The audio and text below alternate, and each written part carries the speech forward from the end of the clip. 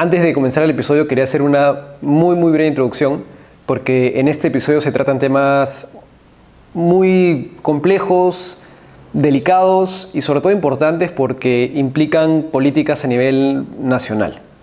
Este episodio lo grabamos antes del nombramiento del Gabinete Ministerial de Perú de esta semana, entonces hay algunas cosas que no se tocan que probablemente hoy sí se están tocando de forma coyuntural. Se ha dicho mucho sobre la política de enfoque de género, me metí a leer los documentos oficiales en el Ministerio de Educación y encontré en general esto. El documento central que he leído es el de lineamientos para la aplicación del enfoque de género en centros de educación técnico-productiva, institutos y escuelas de educación superior. Y en general ese documento trata cosas bastante positivas. Trata temas de estereotipos de género, los roles de género, cómo estos han evolucionado y se generan en parte a roles en la sociedad y cómo la educación debe tratar estos temas de forma transversal. Ahora, si estos lineamientos tienen tantas cosas positivas, ¿por qué hay puntos o hay gente que está en contra? Es básicamente en estas dos definiciones. La primera es la definición de género, que dice: son las entidades, las funciones y los atributos construidos socialmente de la mujer y el hombre, así como el significado social y cultural que la sociedad atribuye a esas diferencias biológicas, situación que da lugar a relaciones jerárquicas entre hombres y mujeres en las que se distribuyen facultades y derechos en favor del hombre y menoscabo de la mujer. Se puede opinar sobre esta definición, pero creo que hay dos puntos centrales. El primero es que hace énfasis en el rol perjudicado que ha tenido la mujer en la sociedad peruana, porque vivimos en una sociedad machista. Y segundo, menciona las diferencias biológicas en la definición de género, es decir, no divorcia los términos, sino que dice el género es diferente del lado biológico, pero sigue estando relacionado. Y en eso creo que la mayoría podemos coincidir. El problema viene acá, en la definición de identidad de género. Dice: es la vivencia interna e individual del género, la cual podría corresponder o no con el sexo asignado al momento del nacimiento, incluyendo la vivencia personal del cuerpo, que podría involucrar la modificación de la apariencia o la función corporal a través de medios quirúrgicos o de otra índole, siempre que la misma sea libremente escogida, y otras expresiones de género, incluyendo la vestimenta, el modo de hablar y los modales. Esto evidentemente rompe con las creencias bíblicas y cristianas porque nosotros creemos en el modelo del diseño divino en donde se crea hombre y la mujer. Ahora, el argumento contra esto tranquilamente podría ser: bueno, pero el Perú es un país laico, por lo tanto tu creencia religiosa no tiene por qué imponerse sobre la mía. Lo que puede ser para algunos un argumento bastante razonable. Pero el concepto de que el sexo está totalmente divorciado y diferenciado del género tampoco es un concepto científico. De hecho, el consenso científico, la mayoría de científicos, defiende de que, si bien son definiciones distintas, están relacionadas. Y en esta definición de identidad de género se pretende separar completamente. Ahora, esto implica que una ley que es en su mayoría positiva debe bajarse totalmente por esta variable o no. Esa es la parte debatible. Y eso es lo que ya pasa a ser política pura. Yo no lo sé. Ahora sí, espero que les guste el episodio. Bienvenidos al nuevo episodio del podcast de Cristiano Crítico. Hoy estoy con Marco González, pastor de la iglesia ¿Siguiendo a Cristo? Sí, seguimos a Cristo. Seguimos a Cristo. Un pastor amigo, que de hecho lo conozco de bastantes años y él me conoce, creo que antes de que yo lo conociera. Exacto. Y hoy día vamos a hablar de género, que es un tema siempre interesante. Así que nada, bienvenido Marco, primero que todo. No, nada, gracias Bruno por la invitación. De hecho, para mí es una alegría estar contigo. Como dices tú, te conozco pues desde antes que nacieras, o prácticamente desde muy niño, de que naciste. Y para mí es una alegría estar aquí contigo y aquí me siento como en casa. Está bien. Mira, arranquemos con el tema de género, y por donde quería arrancar, lo conversábamos antes, era, a ver, ¿por qué? Y para explicarle un poco a la gente, porque algunos no todos lo tienen tan claro, ¿por qué creemos en lo que creemos, ¿no? Hay mucha gente se basa en los versículos del Antiguo Testamento, ¿no? De los más legales, y eso sirve de muchas críticas para decir eso ya no aplica, pero evidentemente puede ser una base del diseño del hombre, ¿no? El diseño divino del ser humano, ¿no? Explícalo ahí como para que todo el mundo lo entienda. Ok. Bueno, todos sabemos que por naturaleza el hombre y la mujer cumplen una función que es la procreación. Y eso sirve como base para las sociedades, ¿no? La procreación genera continuidad. Y la procreación obviamente está protegida por la Constitución, por una institución llamada familia. Y la familia está reconocida en nuestro país como conformado por un hombre y por una mujer, ¿no? Entonces ellos procrean y generan una continuidad en cuanto a lo que es la sociedad. Pero esto tiene un antecedente, ¿no? Un antecedente bíblico. Nosotros lo tomamos en el Génesis, donde justamente Dios da el mandato a Adán y Eva, fructificados, ¿no? Y multiplicados, ¿no? Entonces nosotros entendemos que la familia siempre se ha basado en ese modelo que lo encontramos no solamente en la Biblia, sino que naturalmente durante la historia siempre ha funcionado, ¿no? Claro. Y dentro de ese diseño, algo que se suele criticar, creo que a veces por un poco de ignorancia, es el rol del hombre, porque antes de tocar el tema pues, de homosexualidad, que son los temas más candentes, el rol del hombre y la mujer en la iglesia, en la Biblia, ¿tú cómo ves ese rol? Porque, a ver, creo que naturalmente, por la forma en la que somos, el hombre tiene preferencias y la mujer tiene ciertas preferencias, ¿no? Por ejemplo, hay un psicólogo clínico bien conocido, Jordan Peterson, que él dice, los hombres tenemos una tendencia a estar más interesados en las cosas, las mujeres una tendencia a estar más interesadas en las personas. Por eso incluso en sociedades muy igualitarias, donde se han propuesto políticas a favor de la igualdad, ves el campo, por ejemplo, de las enfermeras y hay una proporción mayoritariamente de mujeres. Y ves el campo de la ingeniería y ves una proporción mayoritaria de hombres. Entonces, en la Biblia misma encontramos que hay ciertos roles para mantener el tema de la familia, ¿no? ¿Cuáles son los que tú crees que son los roles fundamentales del hombre y la mujer en la familia? Yo creo que no hay que esforzarse mucho en poder,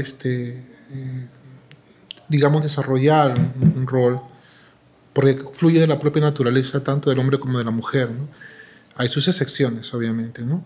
Digamos que la mujer siempre tiende a ser protectora por naturaleza, la mujer siempre tiende a ser más paciente por naturaleza, ¿no? Claro, siempre sus excepciones. Claro. Y el hombre siempre tiende a ser el protector, digamos, de la casa, o a veces el proveedor, y de alguna manera, por naturaleza, el hombre desarrolla inclusive hasta mucho más fuerza físicamente que la mujer, o sea, por naturaleza, aunque también hay sus excepciones, porque hay mujeres que son bien No, fuertes. claro, pero a ver, en los deportes es evidente. Pones a un hombre a competir en una edición de mujeres en cualquier deporte de lucha y es obvia la diferencia. Además, o sea, a ver, yo puedo debatir y me parece que hay ciertos temas opinables de roles de género a nivel social, pero el punto de vista biológico es innegable. O sea, el hombre tiene más tejido, no recuerdo el nombre, pero de músculo, y la mujer tiene más tejido, quiero decir, adiposo, no sé si me estoy diciendo mal. Y eso indudablemente genera una diferencia. O sea, sí, hay que partir de la base biológica, del punto bíblico, pero incluso si no compartes el punto bíblico, cualquier biólogo y cualquier psicólogo clínico te va a decir que hay una diferencia intrínseca en el hombre y la mujer, ¿no? Inclusive psicológicamente, ¿no? Físicamente o biológicamente existen diferentes formatos para que justamente se complementen, ¿no? Porque el hombre y la mujer se complementan como tal y su propia naturaleza les ayuda a complementarse. Y psicológicamente también, ¿no?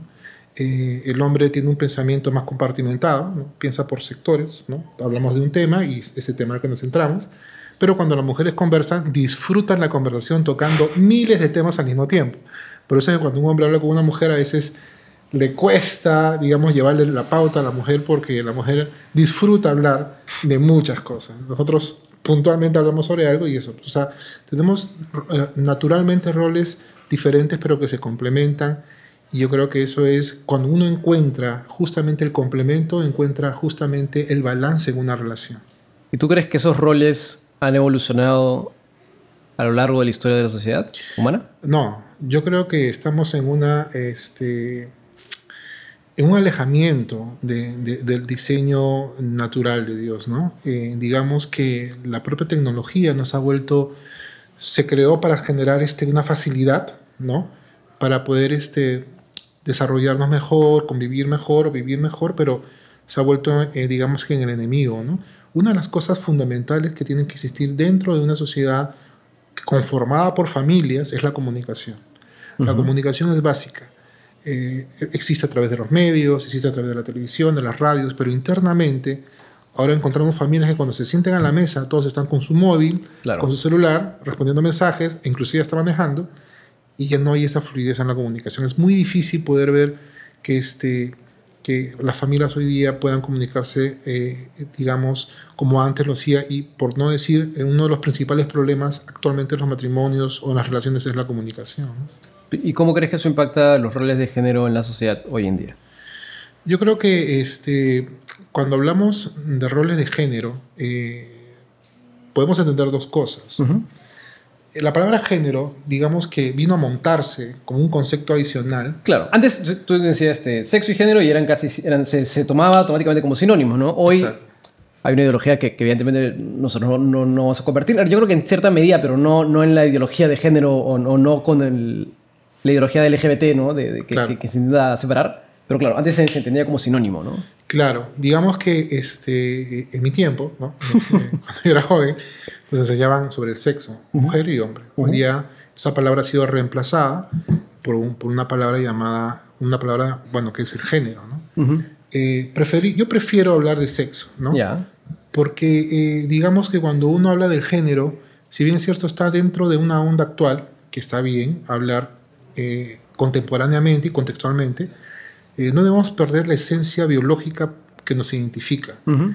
Porque la otra palabra como que abre la puerta y jala, digamos, a un mundo diferente, conceptual. Claro. Y aún no abordando ese tema, hay una ola, ¿no? Digamos, que tiene que ver con los cambios de terminologías. Claro. Sí. Y Uh-huh. conversaba hace un par de semanas del tema de los pronombres con un amigo que es periodista, con Rodrigo, pero... Sí, pero yo me refería a género ni siquiera en el sentido como ideológico de los movimientos LGBT, sino en el sentido que, por ejemplo, antes el rol de la mujer, sin ir muy lejos, a años 60, que estamos hablando de hace 80 años, ¿sume bien? No, mal, 60 años, se esperaba pues, que las mujeres no trabajaran, ¿no? En algunos países ni siquiera había tema de voto. Evidentemente, la iglesia no está en contra de eso.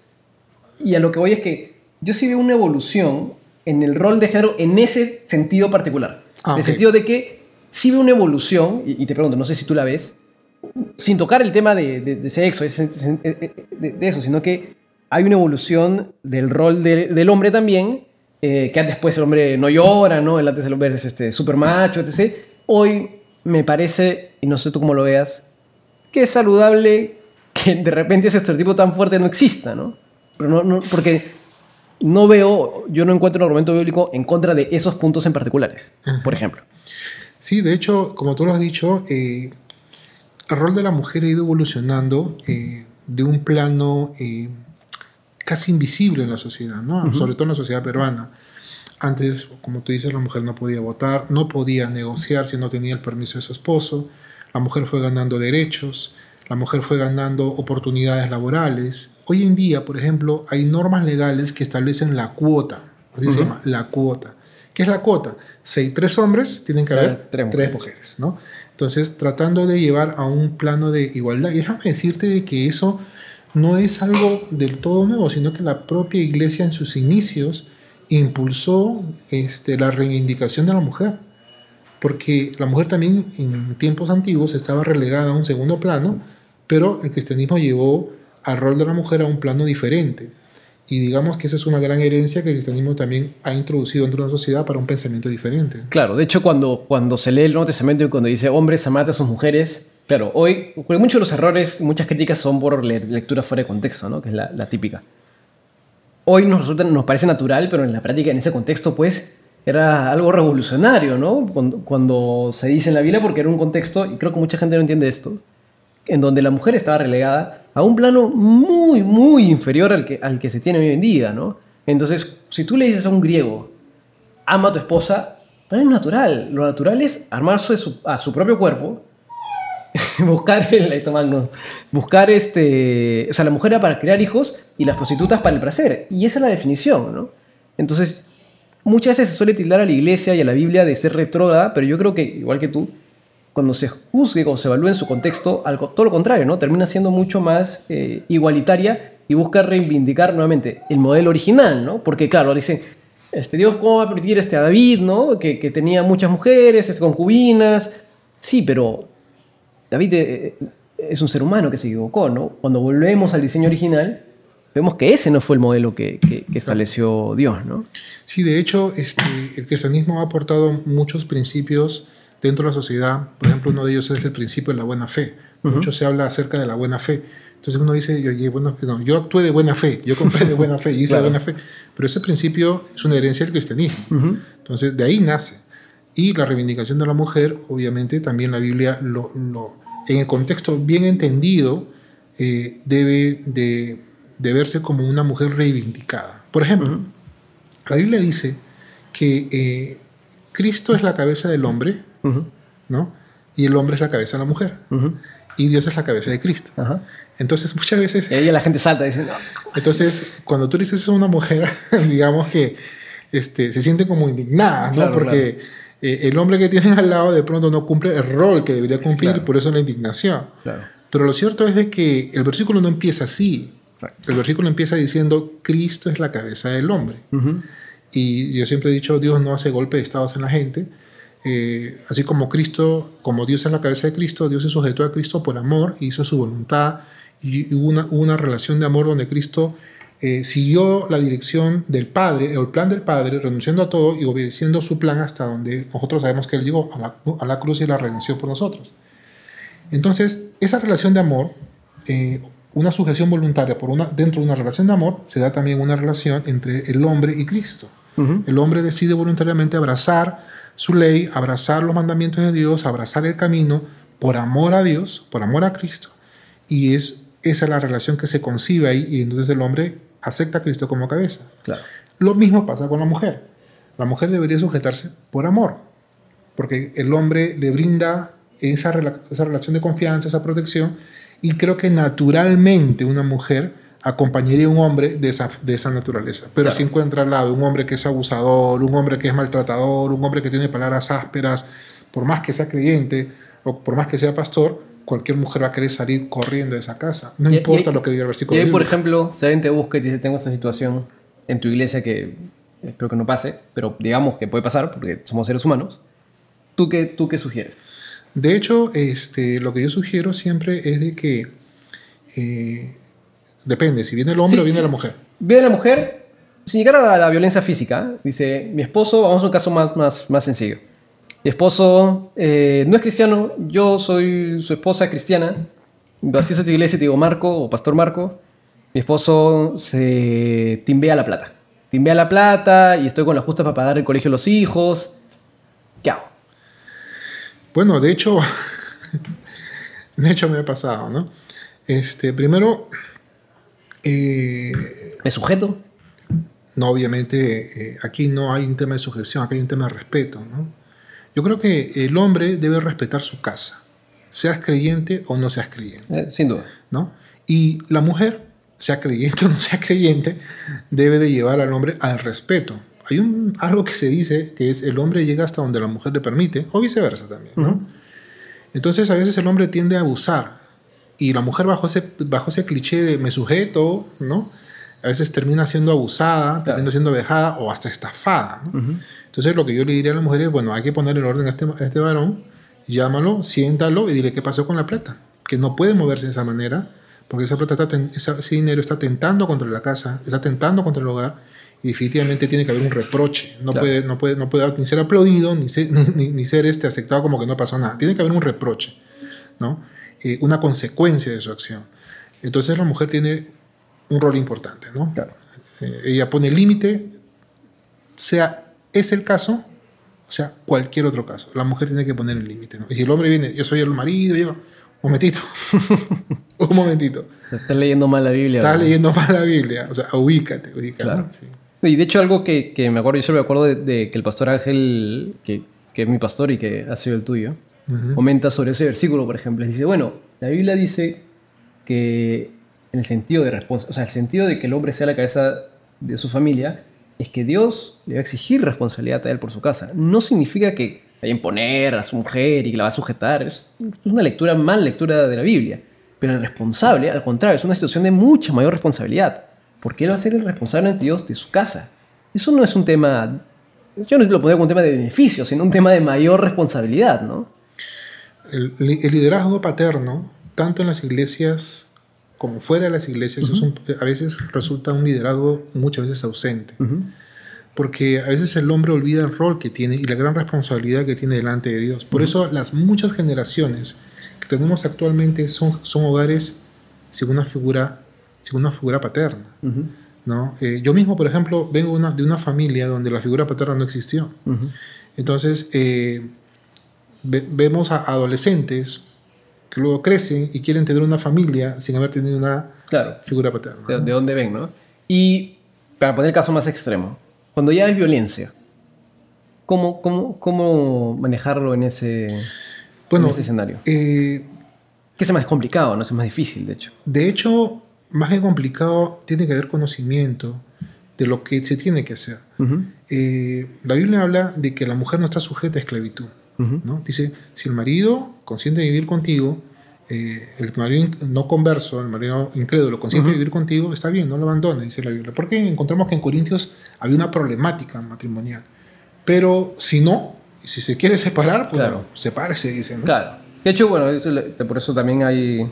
Obviamente como cristianos no hablamos del divorcio en ese sentido, pero claro, una relación abusiva tampoco las puedes permitir, ¿no? De hecho, yendo a tu pregunta, cuando hay una situación de maltrato, una situación de abuso, eso tiene que ser definitivamente detenido. Claro. Detenido, tiene que ser denunciado y tiene que ser detenido. Ahorita existen mecanismos muy fáciles de articular. Ya la violencia familiar ya no es como antes, ahora es un delito que se tramita de manera sumarísima y con orden inmediatamente de abandono por parte del agresor del inmueble. Entonces, inmediatamente se ejecuta. Mi pregunta, ¿tú crees que hay, porque evidentemente pues hay de todo, ¿tú crees que hay iglesias que pequen de, no sé si decirles demasiado conservadoras o equivocadas? De repente no en los casos de violencia, pero en los casos donde el esposo, como tú decías al comienzo, es áspero en sus palabras, no es un buen esposo, pero tampoco es que la maltrate, pero no es un buen esposo. ¿Tú crees que hay iglesias que, equivocadamente nuevamente, apañen esto o busquen... Por supuesto. ¿Crees que hay algo de, no sé si decirle responsabilidad?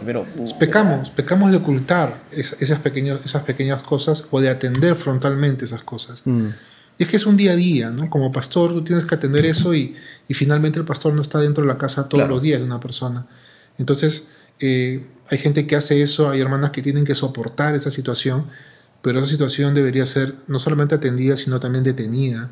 Y yo creo que la mujer aquí tiene mucho que ver en cuanto al poder tomar una posición de reacción, ¿no? Siempre yo creo que la mujer debe comunicar, reaccionar, porque...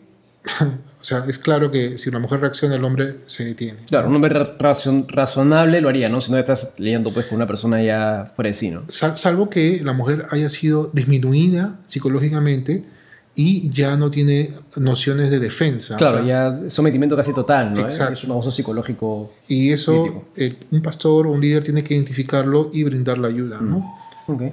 Y pregunta... Tú comentabas, por ejemplo, el tema de la familia y que en la Constitución se establecen estos parámetros y criterios. ¿Tú qué opinas o cómo crees que se va a manejar el tema de la, no sé si llamarlo, defensa de la familia tradicional, bíblica, que compartimos todos los cristianos?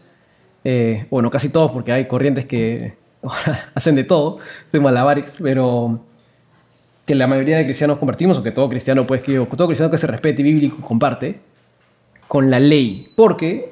hay algunos que opinan que, más allá de que yo no opine así, me parece un argumento algo razonable. Que sí, mira, bueno, tú eres cristiano y todo perfecto con que seas cristiano. Pero eso no implica que me tengas que imponer a mí tu forma de ver la vida, ¿no? Sin tocar temas de hijos y adopción, que son temas más espinosos. Pero, por ejemplo, las leyes de matrimonio homosexual, de matrimonio igualitario, como un amigo me para corrigiendo. Yo le digo, ya no voy a pelear por la terminología ahorita, pero hay un argumento en el que se puede decir... Mira, esto lo podemos legalizar porque el Perú al final es un país, por ejemplo, laico, entonces tú vives con tu fe cristiana, genial, pero yo no.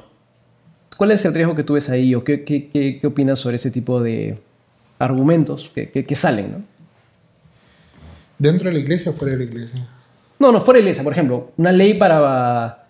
fuera de la iglesia, primero tocamos temas fuera de la iglesia. Viene un patay que se te dice, oye, Marco, ¿por qué no debemos aprobar esto para fuera de iglesias. No que como iglesia pues apoyemos esto, no, sino que tema externo, ¿no? A nivel país, se apoya, o sea, se aprueba o se apoya temas de matrimonio gay, que al final, claro, el argumento que hacen muchos países es, yo no te estoy diciendo que tú te cases, ¿no? Pero déjame a mí hacer mi vida con lo que quiera. De hecho,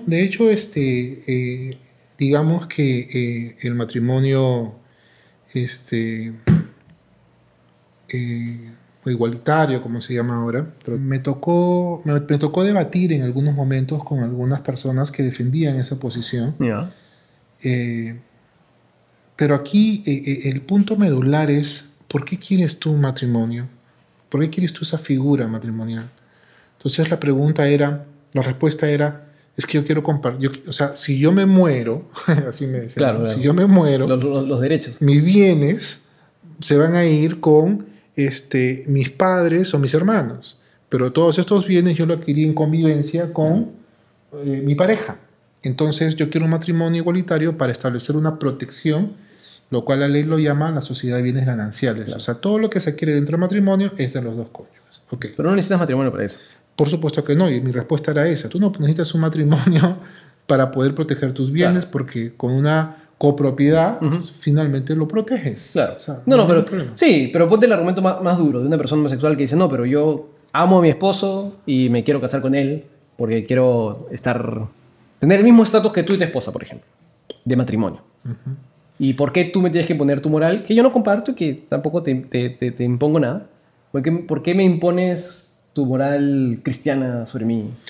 De hecho, si estamos hablando del país como país. Como país como tal, nosotros los cristianos en este momento, nosotros no estamos imponiendo, salvo nuestras manifestaciones que hacemos en defensa de la familia natural, la contraposición a ellos, debido a que nosotros creemos en el diseño natural de Dios, ¿no? O sea, nosotros creemos en la procreación, en el diseño natural, y creemos en los roles que hemos venido hablando que se complementan como un diseño natural y respaldado por nuestra Constitución. Claro. Entonces, crear una figura que no existe dentro de nuestro ordenamiento legal y dentro del orden natural de las cosas, estamos hablando de algo, digamos, antinatural, de alguna manera, ¿no? Que es un poco fuerte, y que no está dentro del contexto legal de nuestra legislación peruana. Y para darle un poco de contexto, el motivo por el que lo llamamos antinatural es porque, el modelo original, ¿no?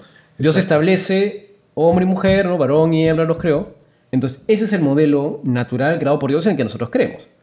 Entonces, aunque ahora suena fuerte, pero yo escuchaba a un pastor, me acuerdo, americano, que decía, en crítica de muchos pastores que diluían o hacían más light la predicación, decía, a ver, yo también lo he dicho acá, hay un punto en el que uno no puede retroceder. ¿La homosexualidad es pecado? Sí. ¿Y eso está en la Biblia? Sí. Ese punto es irrenunciable para un cristiano. Es un punto sobre el que no puedes renunciar. Hay otras cosas que podemos conversar, pero ese punto es irrenunciable. Entonces, ahora, igual alguien te puede decir, claro, está bien, ese es un punto irrenunciable para ti. Perfecto. ¿Por qué yo tengo que seguir tu ideología? Porque tú has sacado un punto importante que es en la Constitución está así. Te puedes decir, bueno, eso se puede cambiar, ¿no? Sí, pero todavía no la cambia. Claro. Entonces, mientras no se cambie el contexto legal, esa figura no existe. Claro. Por eso los intentos de reconocimiento matrimonial dentro del país fracasan. ¿Por qué? Porque legalmente no está admitida esa figura. Ahora, los lobbies que se están haciendo y la ideología que respalda esto es tan fuerte que ha ingresado a las diferentes instituciones estatales y están tratando de cambiar la mentalidad. Claro. ¿Desde dónde, por ejemplo?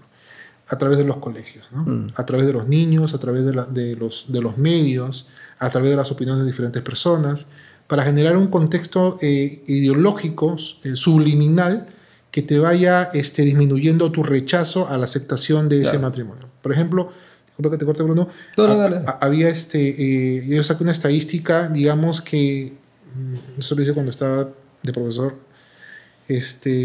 digamos que hace 5 años el rechazo al matrimonio igualitario era un 85%, por digamos así.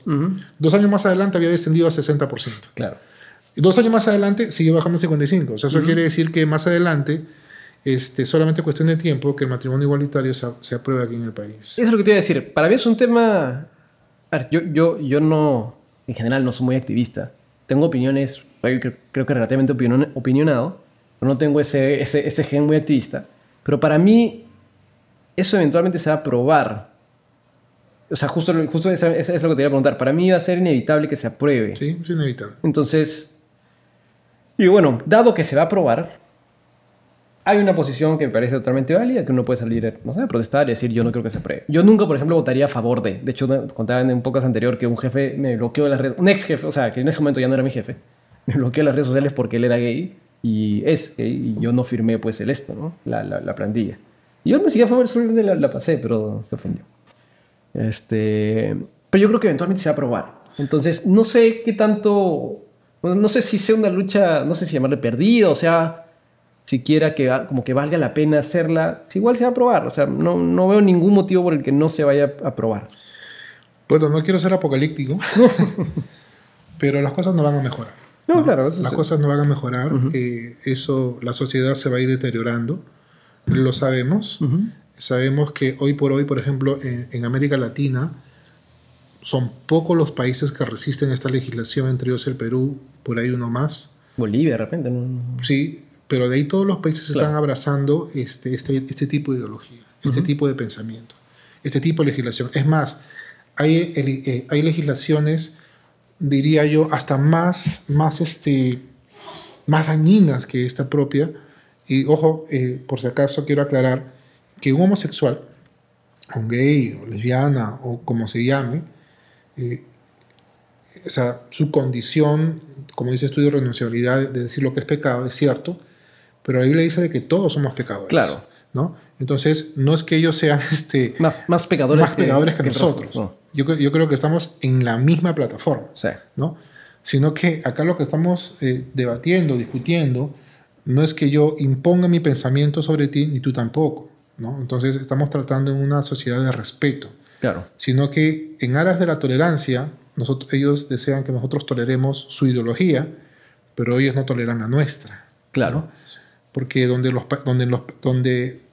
porque esta es una ley que tiene escalera, es una escalada. Yo apruebo esta ley y la legalizo, entonces todo aquel que hable en contra de eso, entonces puede ser denunciado, puede ser configurado como un delito de odio, entonces ya los predicadores ni siquiera pueden mencionar esa palabra en el púlpito porque se pueden ir en la cárcel, claro. Porque está perseguido, y eso ya ha pasado en Canadá, ha pasado en algunos países de Europa. La propia España tiene una Gestapo que es liderada por todo el movimiento LGTBI, y está terrible ya la cosa. Y muchos países en Europa, sobre todo en los Países Bajos, ya esto es algo que está ingresado mentalmente, inclusive en las propias iglesias evangélicas, donde ya eso es normal, ¿no? Claro. Y quiero volver a ese punto de temas legales, porque justo hace poquito se aprobó una ley en Canadá que prohíbe el gay conversion therapy, pero ahora vemos.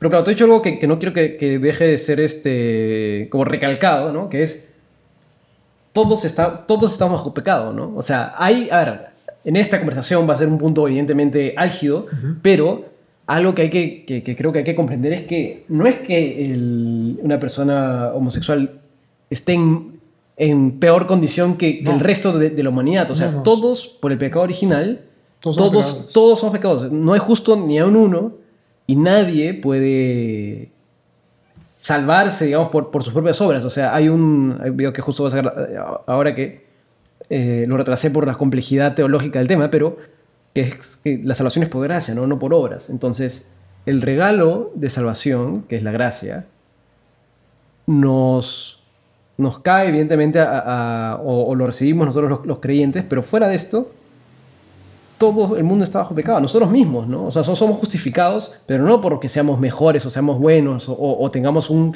nivel superior, sino es que simplemente es un tema de gracia, pero todo el mundo está bajo pecado. Entonces, todo el mundo va a lo mismo, ¿no? Es un plano igual para todos. De hecho, la condición natural del hombre es todos somos bajo pecado. Y cuando yo recibo la salvación por gracia, obviamente el resultado de mi creer en Dios, producto de esa gracia, es justamente las obras que produce la fe. Exacto. ¿no? El proceso de santificación.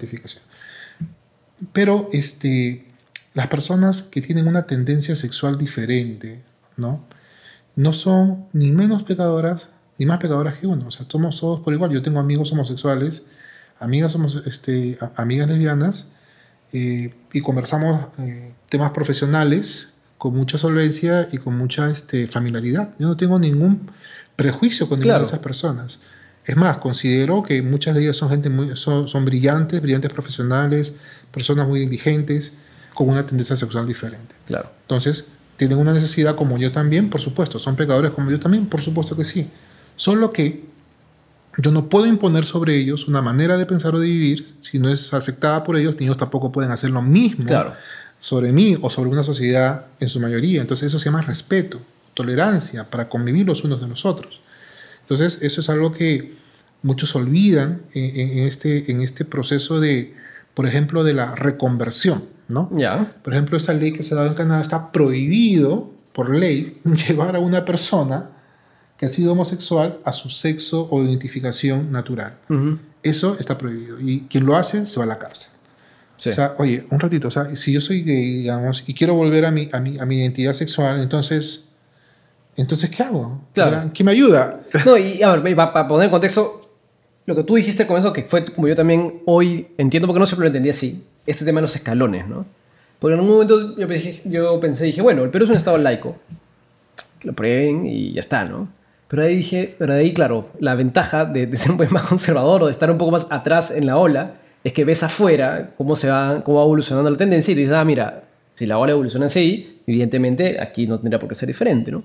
Entonces se comienza usualmente con aprobar el matrimonio igualitario, matrimonio sexual, como lo quieras llamar, y de ahí dicen, bueno, ¿por qué no adopción de niños, por ejemplo? ¿Por qué no...?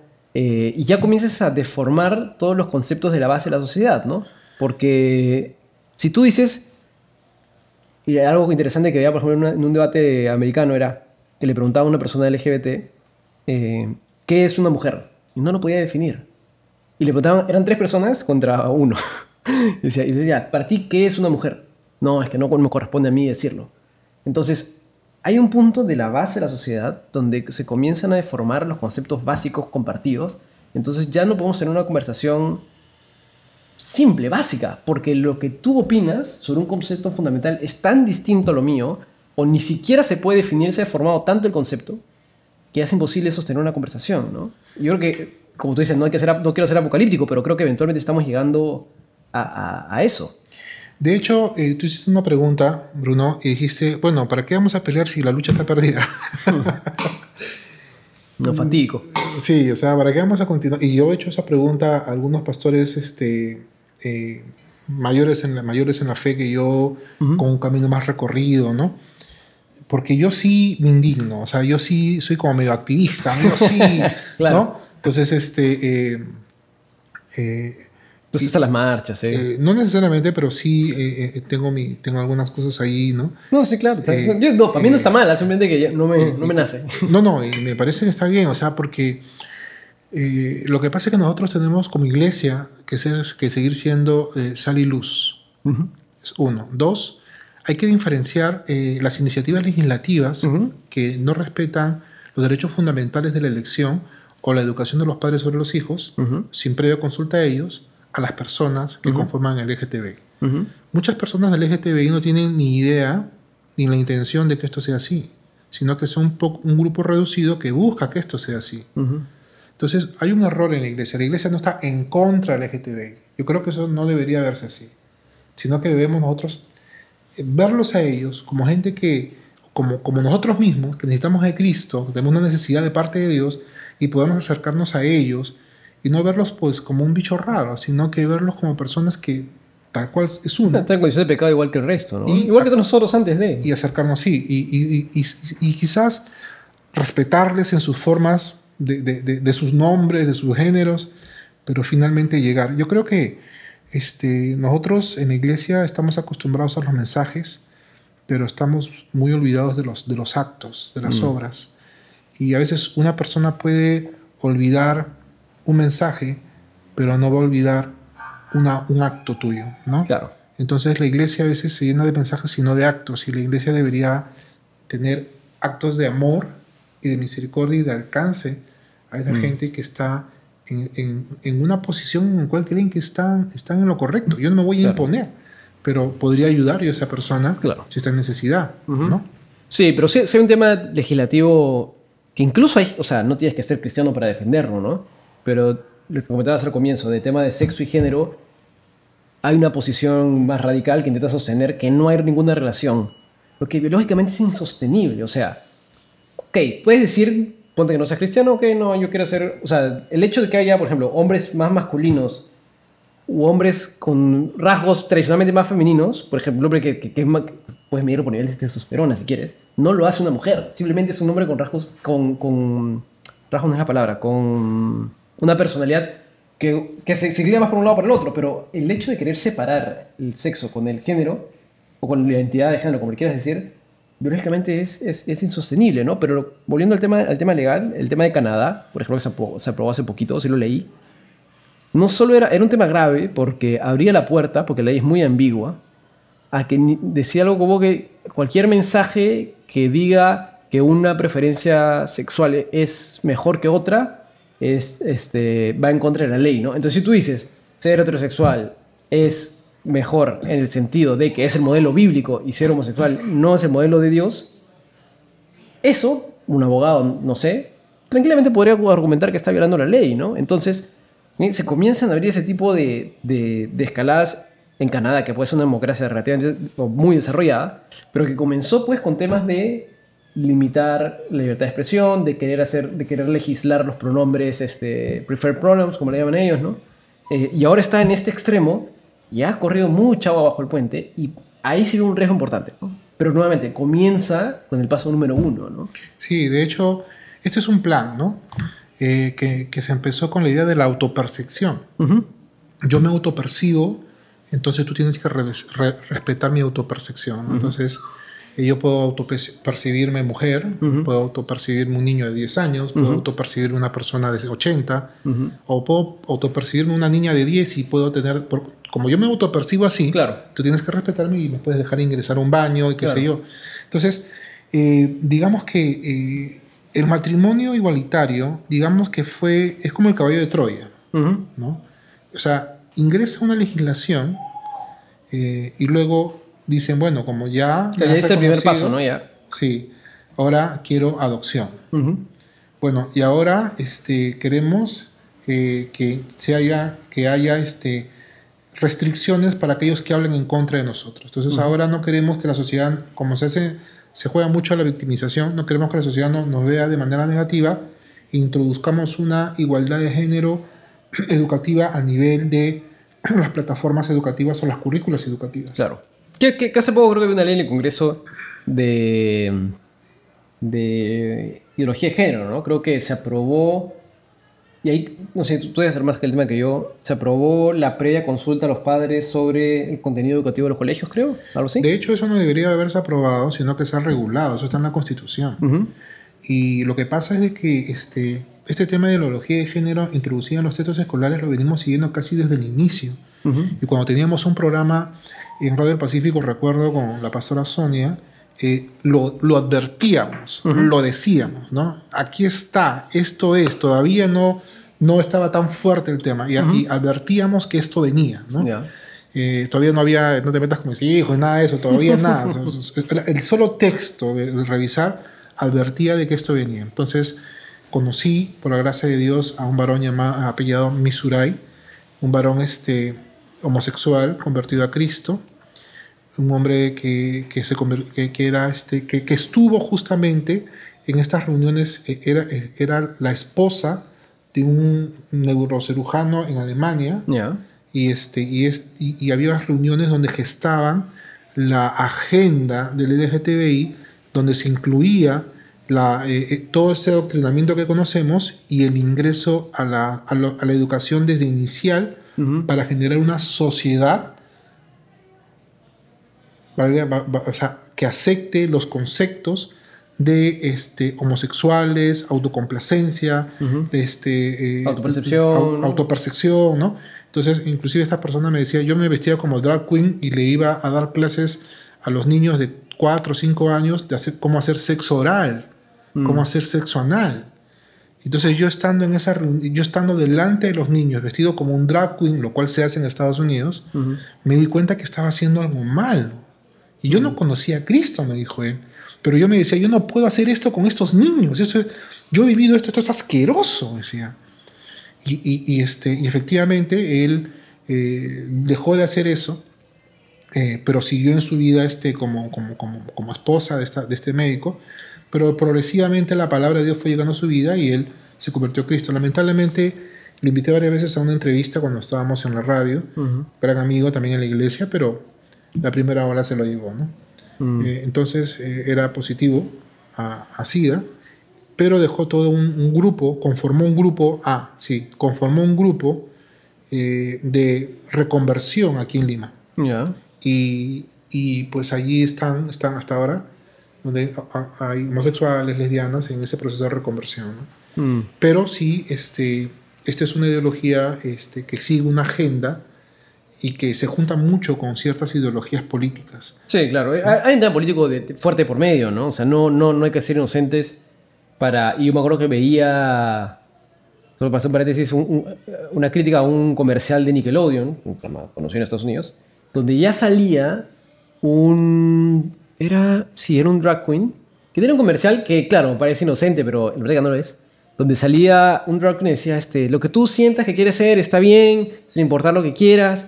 Y es Nickelodeon, o sea, no estamos hablando de un, o sea, no, es como mainstream media, ¿no? O sea, no estamos hablando, pues, de activismo, no, es Nickelodeon que yo lo he visto cuando era chico, y entonces, ahí sí, o sea, por ejemplo, ahí yo veo un tema, y por eso me gustaba la imagen que tú hacías, la analogía de una escalera, ¿no? Y yo es que ahí veo un tema, no hay forma de decir, bueno, ya, si fuese esto, matrimonio, y ahí para.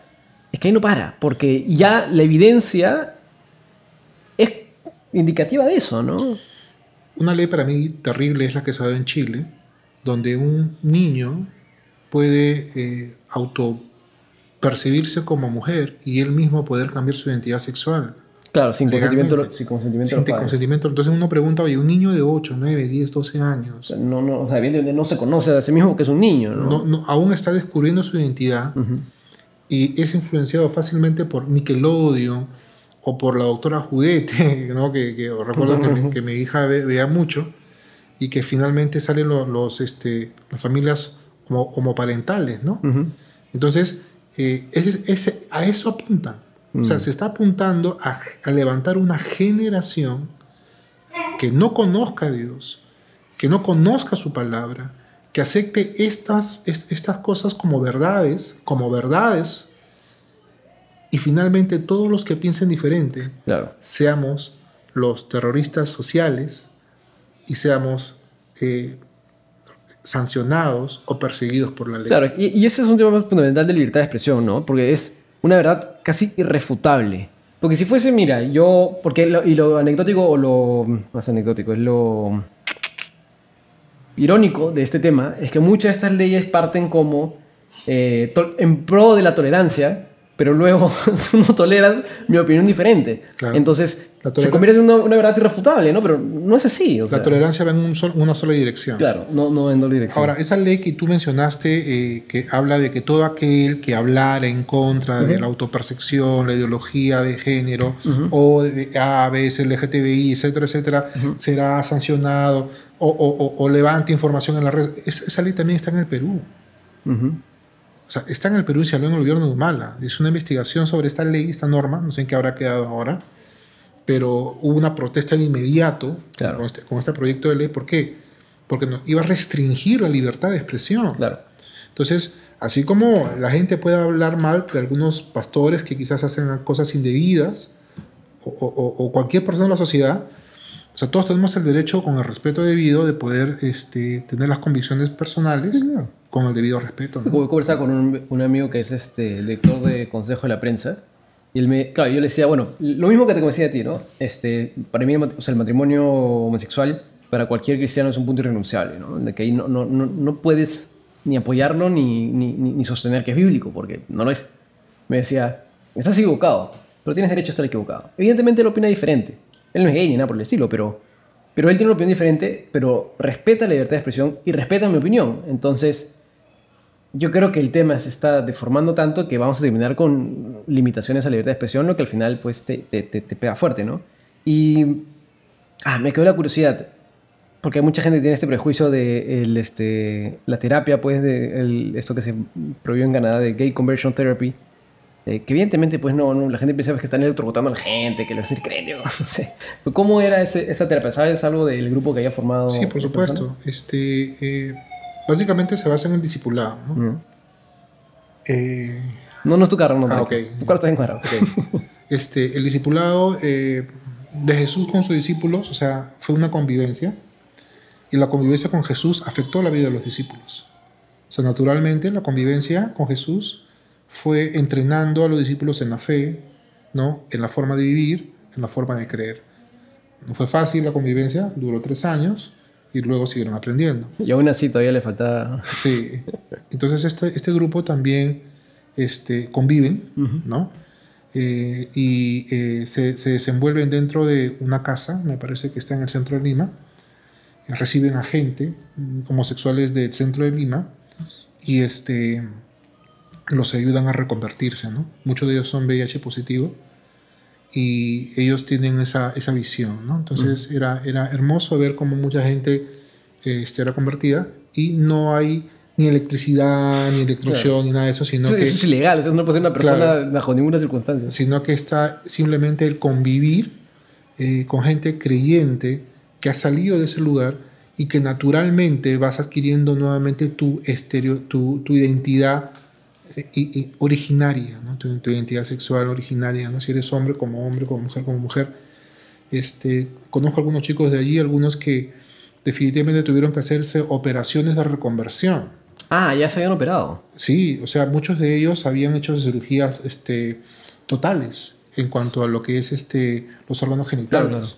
Entonces, este muchacho también, conozco un pastor que también se hizo lo mismo, Roberto Santomé, que creo que está en Estados Unidos ahora, y otros más, ¿no? Entonces, ellos tenían la costumbre de salir con su foto de antes y con su foto de ahora, ¿no? Así era antes y ahora soy así, ¿no? Entonces, me encantaba hablar con ellos porque tuve ese milagro de Dios en una vida que se zambulló en lo más profundo de lo que uno podría llamar pecado o inmundicia. Porque, ¿qué pasa? Que la falta de autoaceptación personal en cuanto a tu identidad genera depresión, ¿no? Muchos de ellos, como cualquier persona, se sumen en narcóticos, se sumen en medicamentos o en drogas. Y eso te lleva a otras cosas. No digo que todos pasen eso, pero en algunos casos sí, y ellos rescatan a esa gente que cae en esa situación, como que dice, algunos tocan fondo. Claro, hay unos que no, viven súper bien y etcétera, claro. Y está súper bien, pero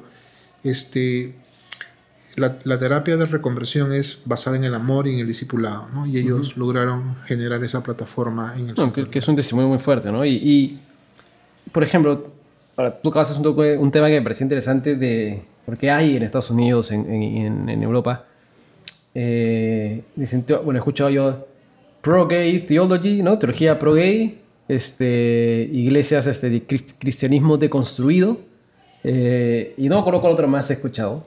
Y con el debate de Canadá, me acuerdo que hubo un debate entre una pastora evangélica que decía, no, está bien la ley, porque si no le hacemos daño a la gente, y otro que decía, no, pues esto abre una puerta. Pero bueno, más allá de eso, hay esas tendencias teológicas, que en realidad pues son totalmente equivocadas, o sea, cero bíblicas, que están surgiendo en Estados Unidos, lo hice sobre todo, en Canadá un poquito, ¿no? Que tienen para mí dos grandes errores, ¿no? Uno es que, y lo escucho explícitamente, la persona que, tipo en TikTok está, que lo afirma, dice, no, yo soy un pastor gay y ya sé qué me vas a decir que eso es pecado y que lee la Biblia, pero yo no necesito de la Biblia porque yo sé que Dios me ama. Y, o sea, bueno, es un oxímoron, un cristiano sin Biblia, ¿no? No tiene sentido.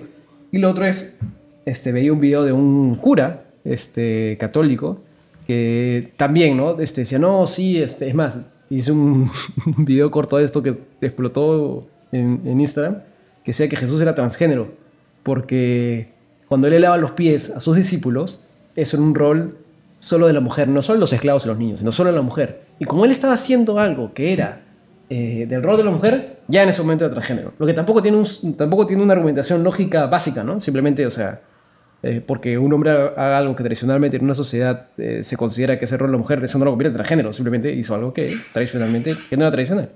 Pero, ¿qué opinas tú de estas teorías evidentemente pues, equivocadas y no bíblicas que están surgiendo en otros lados? Bueno, en una oportunidad Jesús le preguntó a sus discípulos, ¿qué dice la gente? ¿Qué dicen ellos de quién soy yo? ¿Qué dice la gente de quién soy yo? Dijo Jesús. Entonces los discípulos le dijeron, bueno, la gente dice que eres Juan el Bautista, algún profeta, claro, ¿no? Etcétera. Y Jesús nos miró a sus discípulos y le preguntó, ¿y qué decís ustedes de mí? ¿Quién soy yo para ustedes? ¿No? Pedro dijo ahí, en ese momento, tú eres el Hijo de Dios, y es una declaración de fe que fue asombrosa. Clásica de Pedro. Sí, con mucha iniciativa. Entonces se entendía que Pedro había recibido una revelación de parte de Dios, porque Jesús le dijo, eso no te lo reveló ni carne ni sangre, eso te lo ha revelado Dios, dijo Jesús. Entonces, sobre esa revelación, entonces Jesús le dice a Pedro, es necesario que el Hijo del Hombre sea entregado y muera por los gentiles, ¿no? Y Pedro inmediatamente lo jala a Jesús a un costado y le dice, y lo reprende, dice la Biblia, le dice, ¿cómo vas a decir eso? Que eso nunca te va a pasar, ¿no? Eso jamás te va a suceder. Y Jesús lo reprende con severidad y le dice, apártate de mí, Satanás, claro, porque me eres tropiezo. Entonces, ¿por qué digo esto con respecto a lo que me preguntas? Porque Pedro tenía una respuesta correcta, pero un pensamiento incorrecto. Tenía una respuesta correcta con un pensamiento incorrecto. Y la gente que estaba en torno a Jesús tenían se formaban un propio concepto de Jesús. Y en este tiempo la gente, inclusive dentro de la propia iglesia, a través de nuestras formas culturales o de pensamiento, vamos a crear un concepto acerca de Jesús. Y frente a eso, tenemos que entender que la Biblia presenta a Cristo en esa pureza y en esa esencia como es. O sea, la gente va a siempre opinar, siempre distorsionar, o como dices tú, de construir ese concepto de Dios, o ese concepto de la palabra, pero la propia palabra se mantiene firme como tal. Y la palabra, al ser conocida, no tiene que ser afectada o desconstruida, sino más bien tiene que afectar a las personas que conozcan la palabra. Entonces, de hecho, es claro que este concepto de desconstrucción o estas nuevas tendencias ideológicas que alivianan la fe o destrozan el concepto de cristianismo no son nuevas, sino que siempre han existido. O sea, han habido tendencias ideológicas o filosóficas como el gnosticismo, claro, del primer siglo, que quería apartarnos de una pureza en cuanto al conocimiento y a la praxis de la Biblia. Entonces, de hecho que en este tiempo vamos a tener mucha batalla con ese tipo de conceptos que se van aceptando no solamente por la sociedad, sino por la propia iglesia. Y quiero decir que muchos aceptarán eso porque la Biblia dice que muchos serán engañados, claro, escuchando doctrina de demonios. Y eso, ¿cómo evitar eso? O sea, evidentemente tú lo has visto que haya pasado en tu iglesia o en alguna iglesia que tú hayas conocido. Bueno, en Perú de repente es más difícil porque somos una sociedad más tradicional, ¿no? Pero no sé si es que lo hayas visto. Sí, de hecho cuando enseñé en una universidad cristiana aquí en el Perú, en ese tiempo existían dos, ahora por el tema del sonido no, es un tema aparte, pero no sé, por más cristiana, si no pasa las condiciones mínimas, la tienen que cerrar. Sí, entonces tenía una diversidad de alumnos, entre ellos tenía un ex senderista y un coronel de la policía retirado, entre ellos, ¿no? Qué bravo. Entonces yo era profesor de Realidad Nacional en ese momento. Me encantaba ese curso porque hablábamos de cosmovisión, etc.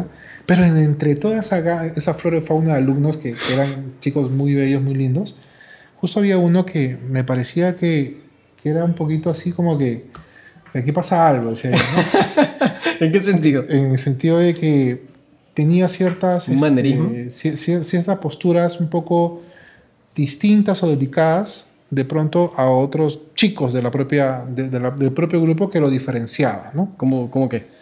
Como que en su forma de hablar, un poco más delgada, más aguda, formas de expresarse un poco más delicadas o más afeminadas, ¿no? Más eternidad, claro, sí, porque puede ser un hombre más afeminado. Sí, de pronto pasa, ¿no?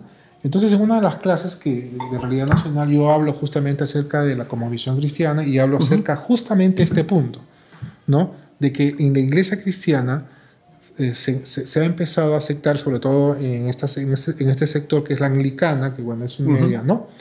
Ya una rama de la aceptación del sacerdocio inclusivo homosexual. Y aquí en el Perú sí hay una iglesia así. Y, sí, claro, me dice, y es el pastor fulano de tal, y está en tal lugar, y en tal lugar, tal lugar. Entonces me quedé así, como que, ok, dije, está enterado, y luego hizo como una especie de sustento. Claro, ¿de por qué? Del por qué, y como que, y dije, se infiltró. Entonces dije, ¿qué pasó? Dije, este chico, si tiene conocimiento, calza en el perfil. Entonces, digamos, me quedé, eso fue mi encuentro con un alumno que tenía ese conocimiento de que ya en el Perú hay una iglesia que se autoproclama evangélica o cristiana, pero de tendencias, cuyo pastor es de tendencia homosexual. Entonces, ya en el Perú ya hay. ¿Y cuál es el sustento que le encuentran? Por ejemplo, ¿cuál es el sustento que él te dio? No sé si te acuerdas, pero ¿cuál es el sustento que le dan? Porque yo no encuentro sustento en la Biblia de eso. De hecho... Puedes jalar, bueno, como hay un dicho que es, claro, puedes coger cualquier versículo y lo jalas para tu ideología y funciona, o sea, versículos aislados, ¿no? Pero... Sí, de hecho, no hay un versículo que sustente eso, porque la Biblia habla que el homosexualismo es pecado. ¿Pero qué usan ellos para sustentarlo? Yo creo que lo que ellos permeabilizan es lo que es el amor de Dios. Entonces, en el amor de Dios, ellos soslayan, o sea, con el amor de Dios ellos aplanan todas las características posteriores a Dios. Exacto. Entonces, Dios es amor, pero también es santo. Claro. Dios es amor, pero también es justo. ¿No? Entonces la santidad de Dios va en equilibrio con sus demás atributos. Entonces, pero ellos de pronto exaltan más lo que es el amor de Dios y que Dios no puede ser un Dios condenador, Dios no puede ser un Dios que te manda al infierno, Dios no puede, porque Dios es amor. Claro. Entonces, yo creo que uno de los fundamentos que ellos podrían tener, y seguramente muchos más, podría ser eso, ¿no? Pero finalmente yo creo que la Biblia no le da sustento a que un adúltero siga siendo adúltero, a que un fornicario siga siendo fornicario, a que un mentiroso siga siendo mentiroso. No, o sea, claro es que la Biblia dice claramente lo que es A y lo que es B.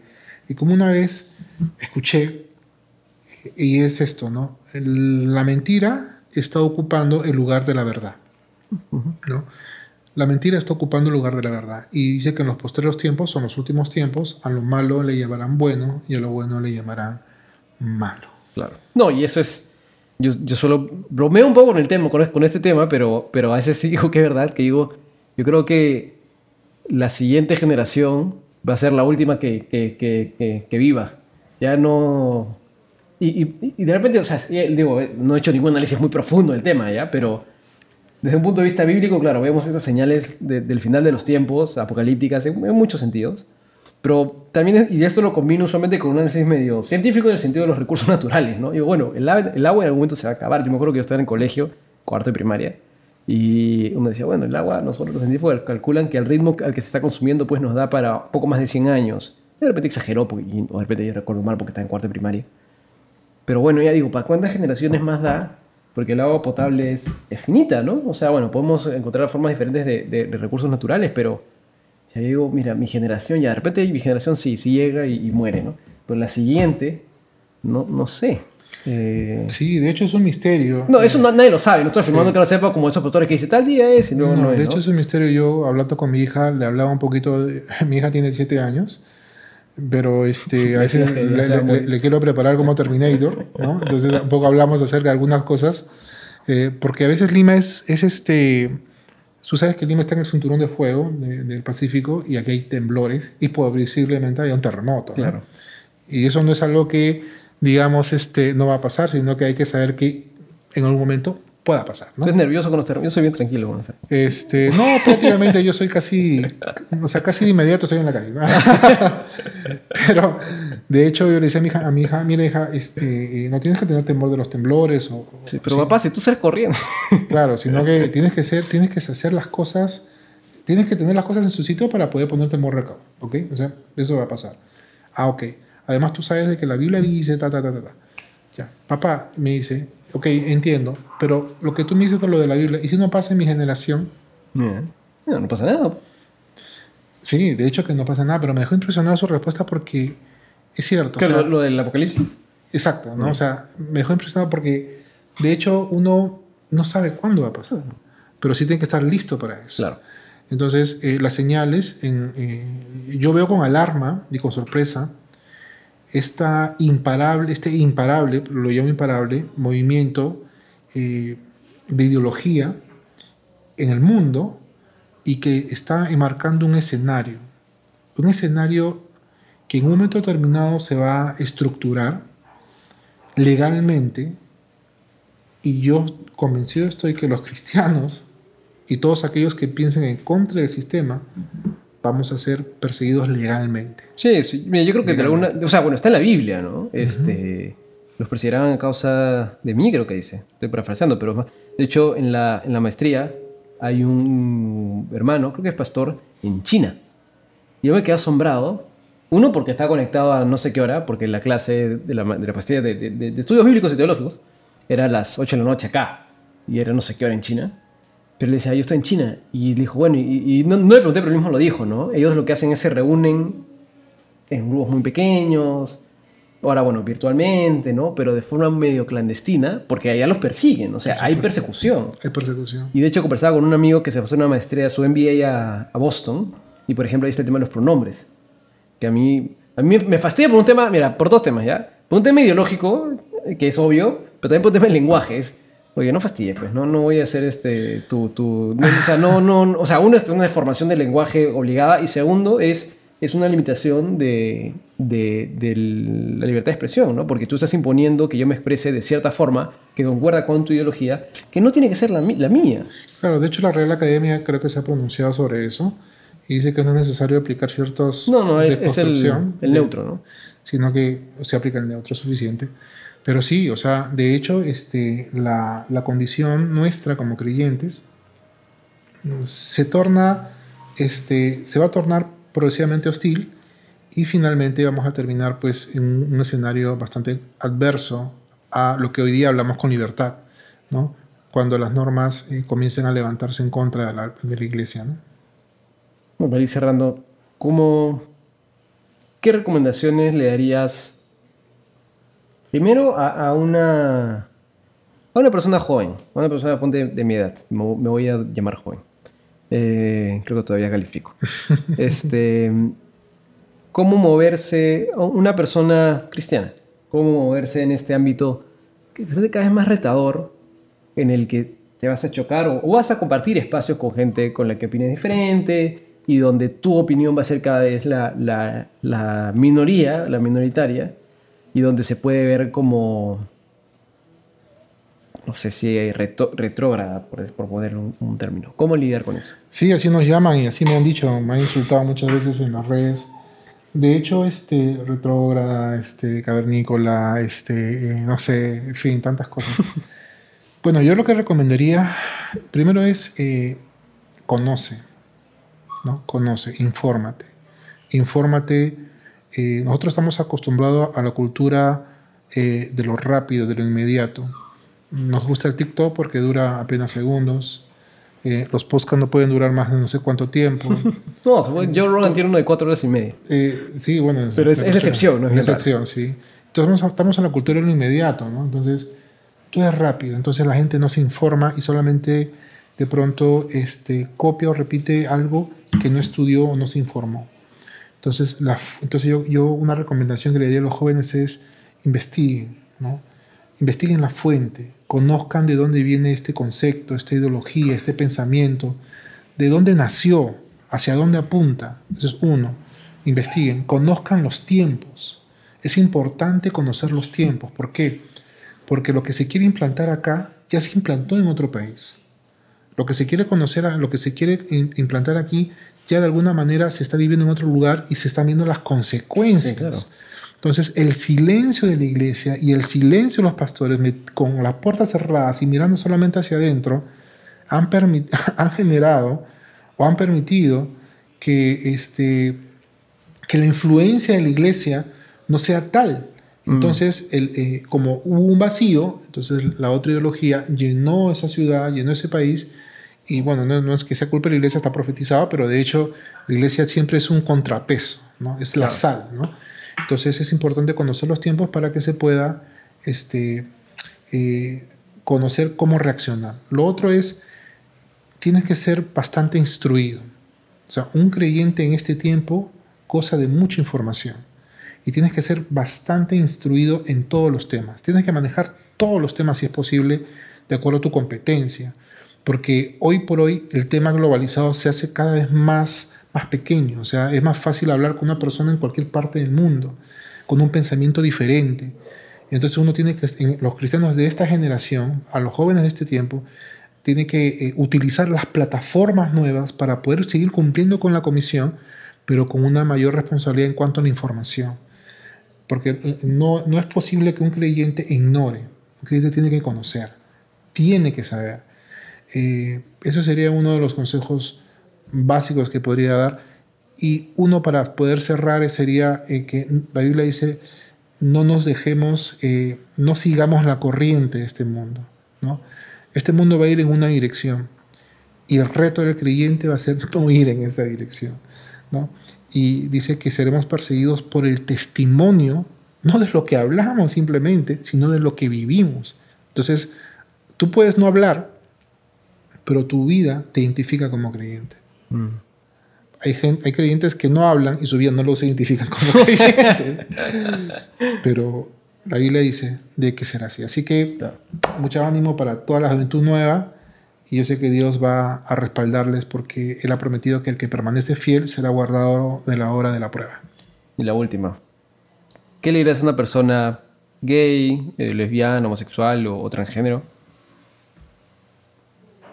Que de repente, bueno, evidentemente no al activista anti, porque ese nunca va a pisar una iglesia de repente, pero una persona que de repente tiene esas curiosidades, porque yo creo que el ser humano, y está en la Biblia, tiene un sentido natural de trascendencia, de querer buscar más, de que por eso todas las sociedades importantes del mundo han tenido una religión, han tenido una adoración a algo, pero que se choca con esto, con esta iglesia cristiana que va en contra de lo que él considera su identidad.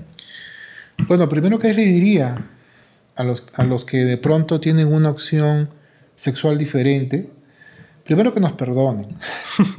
Que nos perdonen por a veces haber sido tan condenadores, ¿no? Porque no hay ninguna diferencia entre ustedes y nosotros. O sea, en el sentido, delante de Dios todos somos pecadores. Segundo, que nuestra intención no es atacarles, sino que nosotros hemos sido llamados a amar a las personas. Y eso es algo importante que tienen que saber. Nosotros no estamos en contra de la persona. Nosotros amamos a las personas porque Dios habla en su palabra que Él amó a este mundo y así se entregó por Él, envió a Jesucristo para que muera por Él. Y Él no quiere que nadie se pierda. Entonces, yo le diría que no vea el cristianismo como una amenaza, ¿no? Sino que se tome, digamos, la oportunidad, ¿no?, de poder conocer un poco más acerca de lo que la palabra de Dios dice, ¿no? Si tú te acercas a Dios, Dios se acerca a ti.